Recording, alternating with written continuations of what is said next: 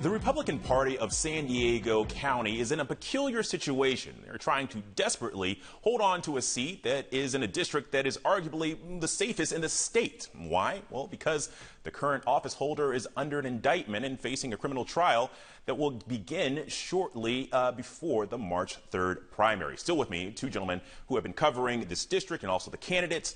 Political and county government reporter Charlie Clark, also military reporter Andrew Dyer, both of the San Diego Union Tribune. Gentlemen, thank you for sticking around. Okay, so before break, we were talking about at the CA50 forum this past week, the GOP here decided not to endorse a candidate for Congressional District 50. First, Charlie, does that surprise you? Not at all. I think that was kind of my projection beforehand, because really, I think they would have done themselves a bit more of a disservice, right? Why? Well, mainly because you don't want to, one, if you throw Duncan under the bus by going in a different direction, I think it's going to rub a lot of people the wrong way. I also had a few people who suggested to me, residents of East County, that having the Republican Central Committee, that's not necessarily all East County Republicans, decide we want a candidate who may not even reside in the district to be your new representative.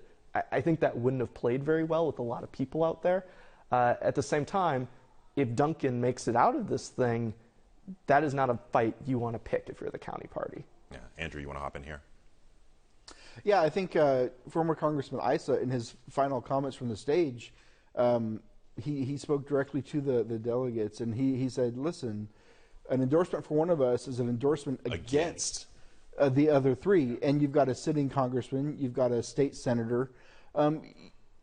You know, do you really want to send that message that these other three people, whichever ones they might be, are somehow not worthy of your endorsement? And I don't know that those words had an effect, but it like Charlie said, that we weren't surprised that there was no endorsement, because I don't think that there was any positive for the party to have one. Yeah. Well, and I mean, the political professor that I spoke to the day of this this forum had said something similar. She would have been very surprised if they actually came out right and endorsed a candidate. But I do remember talking to a handful of folks that night that were thinking, okay, there are now 4 viable candidates on the Republican side. You've got 2 independents who were formally aligned with the Republican Party that are in this race too.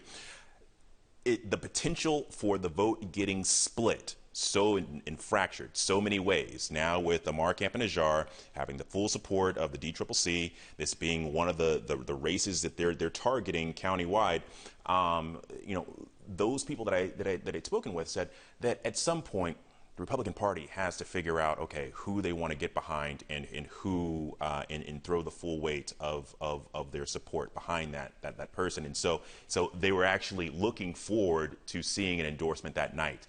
I do see the strategies to, you know, wait for the primary, but it is interesting that that's been floating out there too.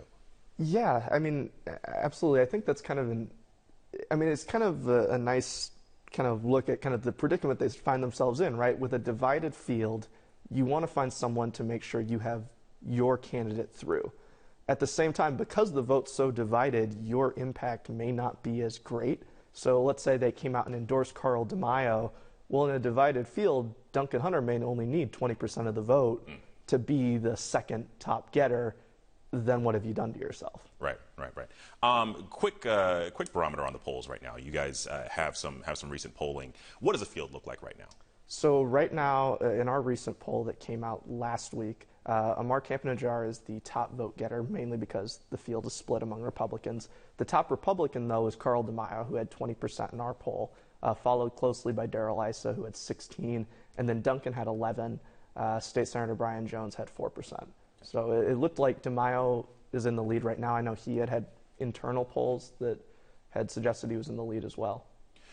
I'm curious, Andrew, how do you assess how former Congressman Darrell Issa did this past week? It seemed, I mean, he is the guy that is running on his experience. He is the Obama obstructionist of yesteryear.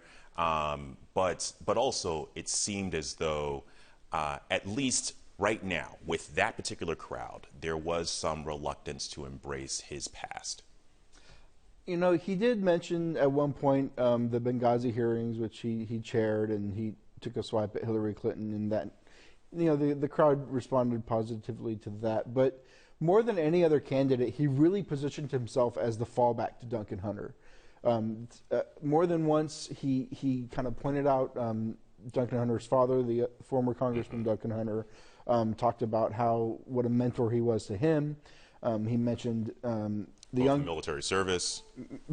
Right. And then he mentioned the younger Duncan Hunter, talking about his voting record is almost perfect, and he really positioned his campaign as one of a fallback to Duncan Hunter. And I don't know if that affected that crowd whenever they went and did their voting, but you know, he really seemed to defer to Duncan Hunter. It's going to be interesting to see as this progresses if that messaging is going to kind of catch and how it's perceived within the district. Gentlemen, thank you so much for your time. It's always great to have you on the program. Thank you. All right. Coming up after the break, can you hear me now? Some San Diego residents say no. What a cell phone company across the border has to do with phone reception here.